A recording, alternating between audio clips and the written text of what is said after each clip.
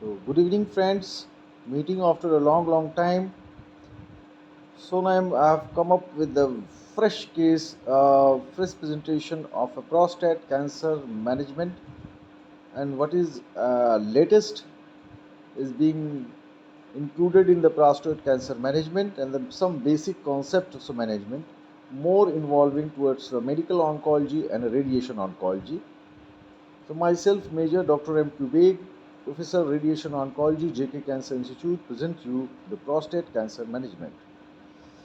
The prostate gland is a part of a male reproductive system located in front of a rectum and just below the bladder neck.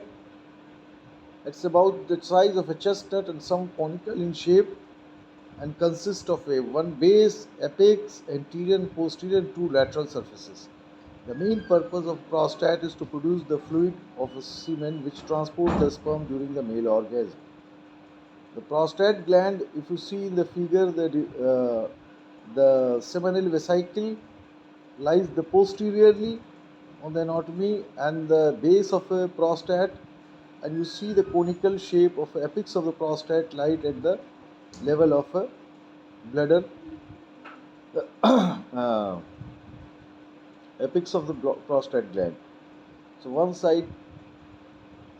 So regional lymph nodes in the prostate is basically is those are the most important is the obturator group of lymph node, hypogastric group of lymph node, periprostatic, and a sacral, presacral group of lymph node, that is lateral, presacral, promontory, and pelvic lymph nodes.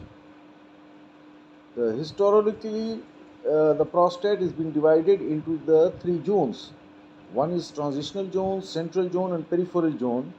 The transitional zone accounts of 10% of prostatic glandular tissue and 20% and 20% of adenocarcinoma. And the prostate consists of approximately 70% of glandular tissue and 30% of fibromuscular stroma. You see here in the zone of a prostate, you see in the red color the central zone, the peripheral zone, a wider zone, the blue marked zone, and then a green, light green is the transitional zone. And then you can see the verumontanum, ejaculatory duct, seminal vesicle, vas deferens, and a bladder neck, and just below the bladder neck, the prostate glands basically present. So, for the epidemiology of a prostate cancer in India, is the prostate cancer in India ranged 5 to 9 per lakh people per year, and higher compared to the countries like Asia, Africa, and lower in compared to the US and Europe. So you can see here as per the cancer registry system in India, the Bangalore, Chennai, Delhi, Mumbai, the Kamrup urban district. So that shows the Chennai is the almost the highest order of annual percentage of reported cases. So the prostate gland and a Gleason's scoring system and a Gleason pattern is almost very vital for a management system, because it is included in the staging of a prostate cancer, whether it is a low risk cancer or a high risk cancer or intermediate risk cancer. So we divide the Gleason pattern. One is the grade of a tumor, and the second part is the status of a glandular tissues. So like Gleason grade 1, the well differentiated carcinoma and the uniform glandular pattern, no change in the glandular pattern. But in the second, you see the well differentiated again carcinoma, adenocarcinoma, more stroma between the glands, but the glandular pattern are almost homogeneous. But in the grade 3, the moderately differentiated adenocarcinoma with fused glandular tissues, irregular margin, infiltrative margins, And then poorly differentiated adenocarcinoma grade 4, the irregular mass of neoplastic glands fused together. The only difference in the fifth is the irregular mass neoplastic gland. Apart from that, the necrosis is present in this thing. And they are again poorly differentiated anaplastic carcinoma. So you can see in the Gleason scoring grading score, usually less than 7 score is supposed to be considered as a low risk group and a good prognostic factor. And then there are also a difference in the intermediate group. You see a Gleason score, 2% having a Gleason score 7. One is having a Gleason score, the grade is 3, but it means grading of a tumor like well differentiated, moderately, and poorly differentiated is portion. So if a grade is 3, that is poorly differentiated, and then plus 4 is means the glandular part of a differentiation. So if a 2% having a same Gleason score, one is having a 3 plus 4, 7 is other person is having a 4 plus 3. So the Gleason score, those person having a Gleason score 4 plus 3 is having a poor prognostic factor because they have a higher grade.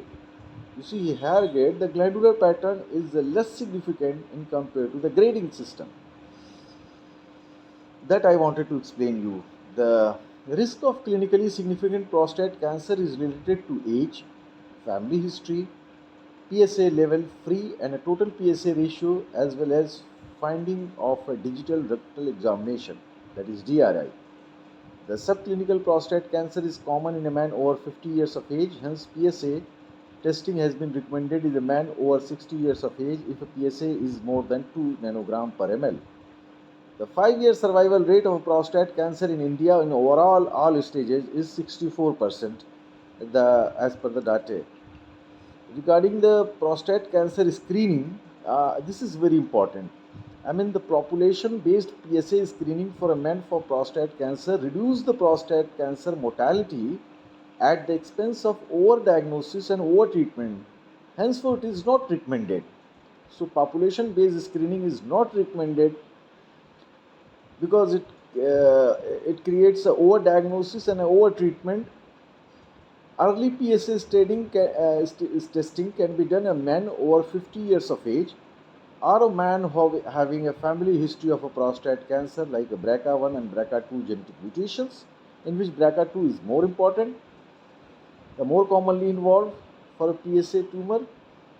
Testing for prostate cancer in asymptomatic men with a life expectancy is more than 10 years should not be done. So what should not be done is being given, and what should be done. The only 2 points where the prostate cancer screening is there. If the patient is having a higher age, more than 50 years of age, along with a family history, or the patient is having a normal person is having a BRCA2 mutation, then these patients are required for a prostate screening. Otherwise, the rest of the people, those who having should not be screened out. The diagnosis and early treatment of prostate cancer, there are 3 points. First, the risk of clinically significant prostate cancer is related to age, family history, PSA level, and then the PSA level. Second is MPMRI, multi-parametric MRI, can explain as a method to obtain 3D prostate image on MRI by combining T2 weightage image with the diffusion weightage image combination, and the combination of both image is called MPMRI, multi-parametric MRI. This very investigation is highly recommended before performing the prostate biopsy. If MPMRI is positive, then you go for a transperineal biopsy, USG guided, because that times you are supposed to might be having a positive. But if MPMRI is negative, you don't go for a transperineal prostatic biopsy. And transperineal prostatic biopsy result in a high yield result. So when MPMRI is positive, then only prostate biopsy is recommended. When MPMRI is negative, then negative clinical suspicion of prostate cancer is very low. clinical suspicion of prostate cancer is very low, so henceforth not recommended. Staging and a risk assessment of prostate cancer. The MRI imaging provides the T staging.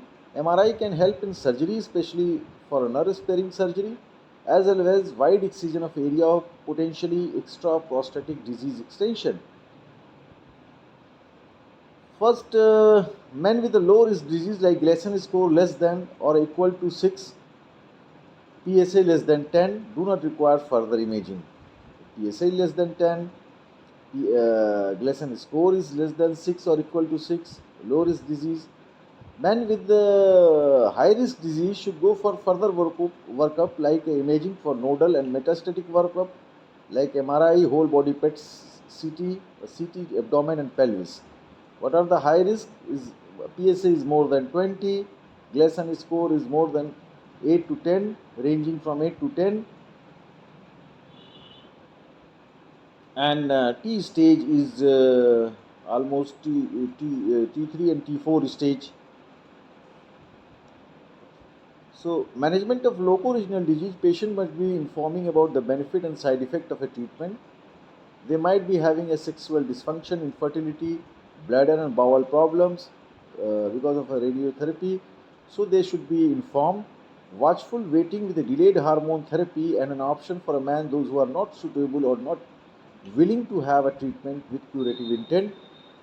And in these cases, the surveillance is a choice strategy with PSA monitoring. The curative treatment options are radical prostatectomy, external beam radiotherapy. So, diagnostic workup and staging for prostate cancer, you see, if you found the elevated PSA in a man aged more than a higher age man, repeat PSA again. If found raised PSA, then go for a MP-MRI. If MP-MRI, multiparametric magnetic resonance imaging, is found negative, no biopsy is required. But if it is positive, then go for a biopsy.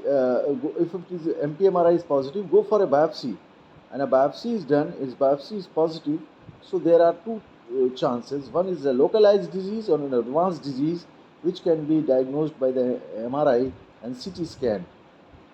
So we describe the low risk disease like T1, T2A, Gleason score 6 or less than 6, PSA less than 10 nanogram per ml. These are the localized low risk disease. So how we describe localized low risk disease? Like intermediate risk is T2B or PSA 10 to 20 nanogram per ml and Gleason score 7 is our intermediate risk, and a higher risk disease like T2C to T4, PSA more than 20, Gleason score 8 to 10, ranging 8 to 10 is considered a high risk disease. Stage-wise treatment option, we have active surveillance for a localized low-risk disease, active surveillance, radical prostatectomy, radical radiotherapy. But the consent must be taken and the side effects of a radical treatment should be informed to the patient and they should be convinced. The high risk, or otherwise the active surveillance should be policy. The high risk disease, we need to have a treatment, long-term androgen deprivation therapy, radical radiotherapy plus minus docetaxel or radical prostatectomy is the choice of the treatment. But in case if a metastatic disease is found, the hormone naïve disease options are ADT plus abiraterone, ADT plus docetaxel, ADT plus injulamide treatment, radiotherapy for low volume disease. These are the treatment options. The castration-resistant prostate cancer, the choice of a chemotherapy regime is abiraterone, docetaxel, enzalutamide is the treatment option. The post-docetaxel patient, suppose you have given a good cycles of a docetaxel treatment and the patient get resistant to the docetaxel. So the docetaxel resistant cases should be offered the abiraterone, cabazitaxel, enzalutamide treatment. The localized prostate cancer relapse after the radical radiotherapy. Localized prostate cancer, those who relapsed after the radical radiotherapy, we have an option radical prostatectomy, observation with a delayed ADT therapy or high frequency ultrasonic ablation treatment. A localized prostate cancer relapse after the radical prostatectomy. Options are radical radiotherapy and radical radiotherapy to prostate bed and pelvic lymph node. Since because it has been relapsed after the localized treatment, you should go for a pelvic nodes also get irradiated and radiotherapy to prostatic bed, and followed with the androgen deprivation therapy ADT treatment for 6 months to 2 years. The neoadjuvant hormone treatment role. The role of neoadjuvant and adjuvant ADT hormone treatment in a men is high risk localized prostate cancer is being well established by multiple randomized controlled trial, and a study shows the use of ADT therapy for 6 months significantly improve overall survival as well as the mortality rate in compared to the radiotherapy alone. In young patients with high risk prostate cancer with localized disease, docetaxel based chemotherapy is a reasonable option. What about the post-operative radiotherapy? The post-operative radiotherapy followed by the radical prostatectomy may be given as an adjuvant treatment. In case of a persistent high PSA level or rising PSA level after the surgery, this is at present the standard of care is the post-operative radiotherapy. Approach for a relapse after the radical treatment in the prostate cancer. The natural history of PSA recurrence after the primary treatment is usually long, and life expectancy must be taken into account when considering the treatment. MPMRI is a useful detection technique for a local recurrence and can guide the targeted biopsy. In case biopsy is positive but no metastatic is found, available options are salvage radical prostatectomy if a primary treatment was radical radiotherapy, or radical radiotherapy if a primary treatment was the radical prostatectomy. So vice versa.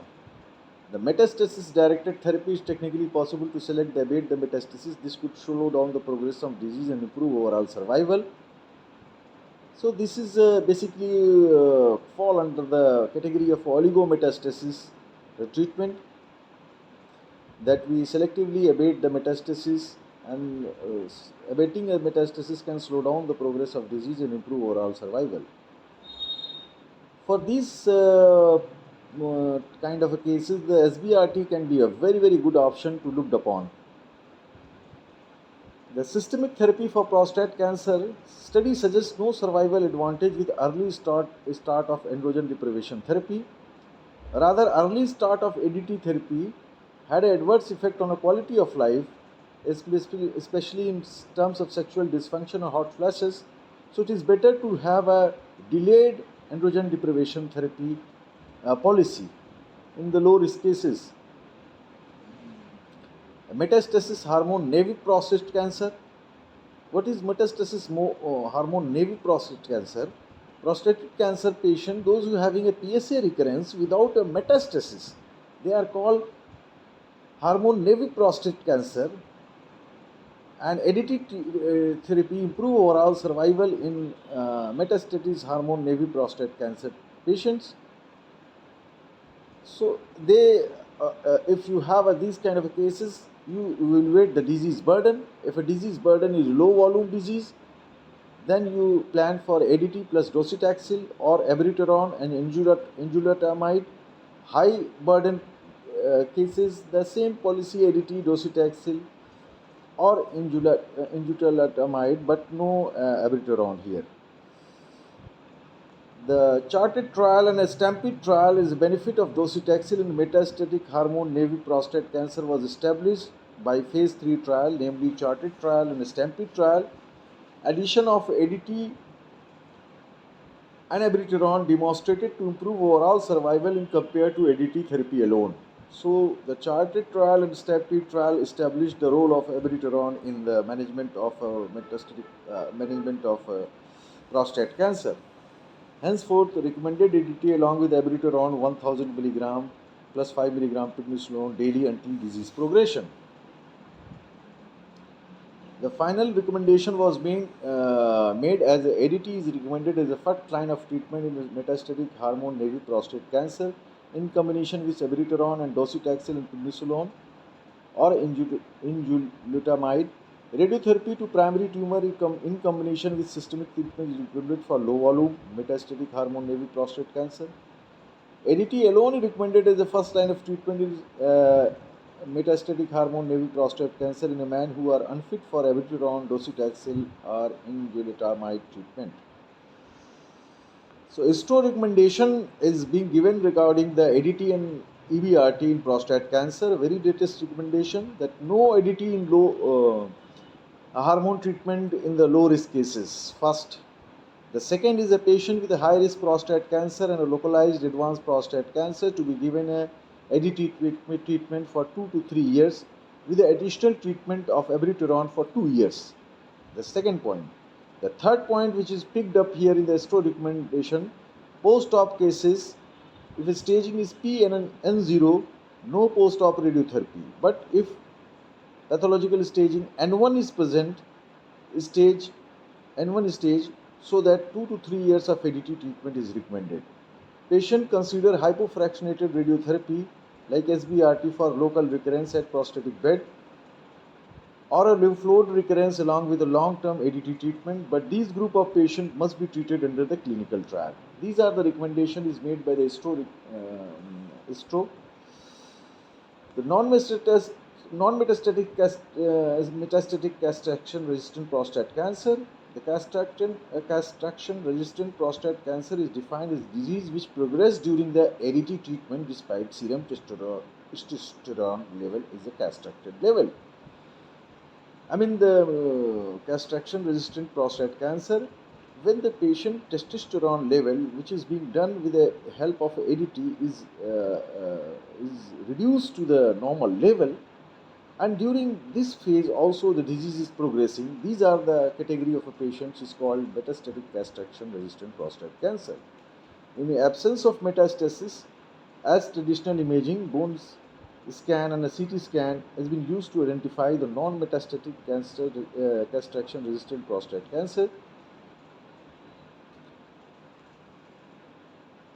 This stage of disease extends between the early long-term use of ADT for a man with a non-metastatic prostate disease, so that early long-term use of ADT is also responsible for non-metastatic castration-resistant prostate cancer. The apalutamide significantly increase median metastatic disease-free survival as well time to symptomatic progression as a drug of choice for a non-metastatic castration-resistant prostate cancer. The apalutamide or enzalutamide should be considered as an option for a man with non-metastatic castration-resistant prostate cancer, and especially those having a high risk of disease progression. So these two class of a drug is very, very important for a castration-resistant metastatic cancer. Metastatic castration-resistant prostate cancer, both bicalutamide and low-dose corticosteroid shows benefit in terms of PSA and symptomatic response, but studies demonstrate no benefit in terms of overall survival. That is very important. But they show that clinical benefit, but does not materialize into the overall survival.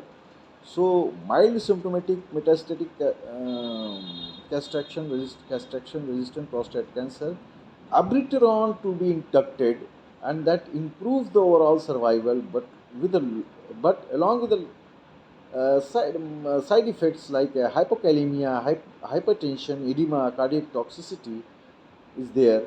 So we should be cautious about that. So the role of chemotherapy in metastatic castration-resistant prostate cancer established with the docetaxel 75 mg per meter square 3 weekly along with the prednisolone low dose significantly increase overall survival in post-docetaxel setting. Another class of a drug, the cabazitaxel chemotherapy, improve overall survival in these group of patients. But you must understand there is a strong evidence suggesting the cross-resistance between the abiraterone and enzalutamide. So the patient, if you have given already abiraterone, do not expect in a failure cases, do not have an expectation that if you add enzalutamide, that patient will respond because they have a cross resistance. So either of one you can use. The docetic, these recommendations. Now we should, if you plan for a radiotherapy, we must have some idea of border of anatomical borders.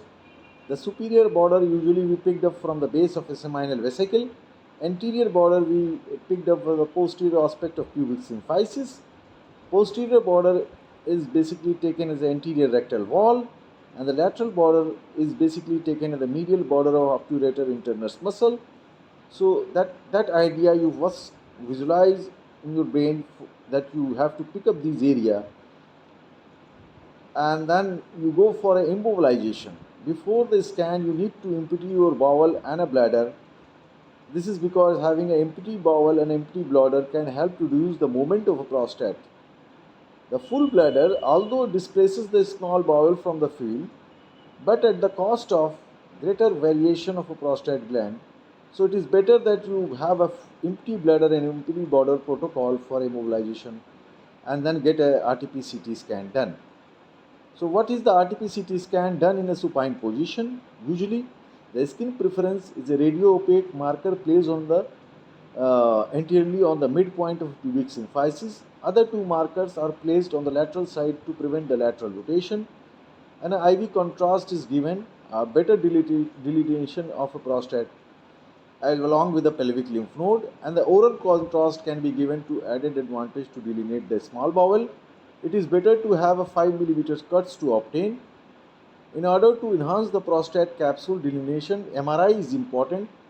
That can rule out that can pick up the extracapsular extension, and then you can have a CT MRI fusion is the best pickup for extracapsular extension of a disease. So you put a marker, you see here in that contouring, the contouring of a right femur head, left femur head, the rectum is being contoured, the bladder is being contoured, and the prostate is contoured, and then after margin taken, the PTV volume is covered here. So radiotherapy dose is a single phase dose. If you want to go for a single phase radiotherapy planning by IGRT, MRT, 4D planning, straightaway dose 74 gray is required. But if we are giving a radiotherapy in two phases with the help of cobalt or LINAC, 2D or 3D planning, we should give a radiotherapy in two phases. Phase 1 almost 46 to 50 gray, around 23 to 25 fraction, and a phase 2 28 gray in 14 fraction, and phase 1 including the prostate along with the pelvic lymph nodes, and a phase 1 is purely containing the prostate gland, and the total dose becomes 74 gray. Sometimes the marker are being put where your doctor might put a small metal marker called fiducial marker into the prostate gland. To place the marker, your doctor insert a needle into the prostate by the help of transperineal ultrasound, and once the tip of a needle in the right place, your doctor release the metal marker. The markers are about 2 to 3 millimeter size. The fiducial marker is the one of making sure that your treatment is accurate, as they act as a marker for your prostate. Your radiographer take images before each of your treatment and match your fiducial marker. This should then mean that your prostate is in the same position for treatment as it was in your planning scan. So these are the advantages of these fiducial markers are mostly used in the very precise planning in the IMRT, IGRT, so that we should not leave this thing. The extent of a primary disease assessed by MRI prostate, ideally CT scan of prostate and pelvis and abdomen to detect a local general spread. Prostate cancer can extend through the capsule, especially posteriorly, and apex as well as junction between the bladder and between the base and the bladder neck along with the seminal vesicle. So assessment of primary disease is done. That you should know the venular fascia used the spread towards the rectum The extracapsular prostatic extension is a better pickup. The MRI is spread to the seminal vesicle and lymph node do occur with a high grade tumor or late stage disease, or we can go for a Roche formula to calculate the risk of seminal vesicle and pelvic lymph node involvement.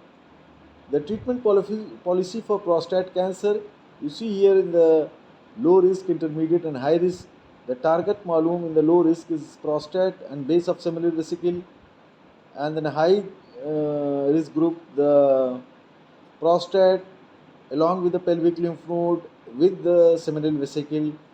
And since as per the ESTRO guidelines, duration of hormone treatment, no treatment is required in case of a low risk case, but intermediate 6 month ADT treatment required for intermediate case, and a high risk 2 to 3 years ADT treatment is required. So there is the formula of a Roche which can predict the percentage of lymph node involvement and percentage of seminal vesicle involvement. Henceforth, it should be included in the PTV or not, like the PSA plus Gleason score -6 into 10 is considered as a amount comes, that's considered as the percentage of seminal vesicle involvement. If seminal vesicle involvement is more than 15%, it must be included in PTV. The risk of lymph node involvement, 2/3 of a PSA plus Gleason score -6 into 10 is equal to percentage of pelvic lymph node involvement. If pelvic lymph node score is more than 50% or 50%, the pelvic lymph node must be included in PTV. That is the Roche formula. According to the Memorial Sloan Kettering survival rate of a prostate cancer, low risk, the progression-free survival is 70 to 90%. Intermediate risk, post external beam radiotherapy, 5-year progression-free survival is 50 to 70%. And high risk cases, post EBRT, 5-year progression-free survival is 20 to 50%. So regarding the precision of medicine, one must know that approximately 20% of metastatic prostate cancer harbors the genetic aberration like BRCA1 and BRCA2, more precisely BRCA2. BRCA2 mutation are more commonly associated with prostate cancer, and then BRCA2 gene mutated prostate cancer always having a Gleason score more than 8. That means they are associated with a high percentage of pelvic lymph node involvement. Henceforth, they have poor prognosis.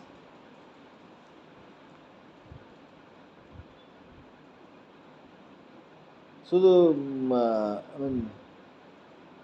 so far as the prediction is concerned about those who having a diagnosed BRCA2 mutation will very well respond to the platinum-based chemotherapy as well as the polymerase inhibitor. Example, pembrolizumab targeted drugs is very good for BRCA2 mutation positive prostate cancer. So since BRCA2 and BRCA1 associated with prostate cancer prediction disposition, henceforth the patient with a positive family of history of breast cancer, breast cancer, prostate cancer, colorectal cancer must be put under the genetic screening test for a prostate cancer. Olaparib can be used as a new hormonal agent for metastatic castration-resistant prostate cancer with alteration found positive in BRCA1 and BRCA2. And the palliative care you see here is for a bone destruction, a bone lytic lesion, or bone osteoblastic secondaries, the fracture of vertebra, 8 gray single fraction or 20 gray 5 fraction, 30 gray 10 fraction. But when we give 8 gray single fraction or 20 gray or 30 gray fraction, one criteria is usually taken as the long-term life expectancy. Then we go for a 30 gray 10 fraction, 20 gray. When we don't expect a long-term life expectancy, then 8 gray single fraction is sufficient.